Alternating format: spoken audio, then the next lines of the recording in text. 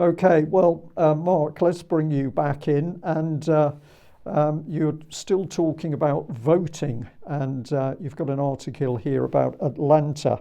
What's going on? In the interest of continuity, I'm keeping a close eye on the mechanics and progress of elections and the election machinery. And VoterGA, a group I've mentioned before, is one of the most on the ball groups out there that's nonpartisan.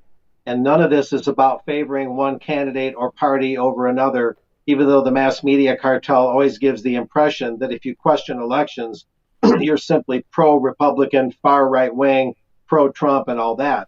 But VoterGA, Voters Organized for Trusted Election Results in Georgia, or VoterGA, released this December 2nd. And I quote, VoterGA released more evidence today substantiating the 20,000 plus vote decline that Herschel Walker's U.S. Senate election totals experienced around 10 p.m. on election night. Before and after screenshots of interim election results reported by Georgia Public Broadcasting, which was also in association with Associated Press, for the 2022 general election showed the inexplicable decrease for Herschel Walker. And I have the specifics right here in front of me that I wrote down. At 9:59 p.m., November 8th, 2022, Herschel Walker had 1,551,534 votes, and Raphael Warnock, the Democrat incumbent, had 1,513 votes. Or excuse me, 1,518,513 votes, pardon me. And that was called 66% of the votes counted. 4 minutes later, mark my words, 4 minutes later, that evening, November 8th, 2022, Herschel Walker's vote totals, not a percentage, but the actual vote totals, dropped by 21,586 votes. Meanwhile, in that same 4 minute span, the incumbent Raphael Warnock gained just over 4,000 votes. Now, there's just simply no way that you can lose over 20,000 votes unless there's something really, really, really, really strange going on. And so far, according to VoterGA, the Secretary of State's office, run by Brad Raffensperger, is refusing to look into this. And VoterGA stopped short of saying definitively whether this so-called anomaly made a difference as to whether there'd be a runoff election or not.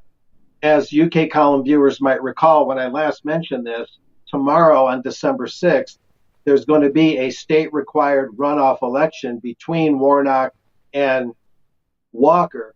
The reason being is, according to the Associated Press, if neither of the dominant candidates gets 50% or more of the vote, and a libertarian candidate helped trim the vote down for the two major candidates, if they don't achieve more than 50% of the vote under Georgia law, then there has to be a runoff.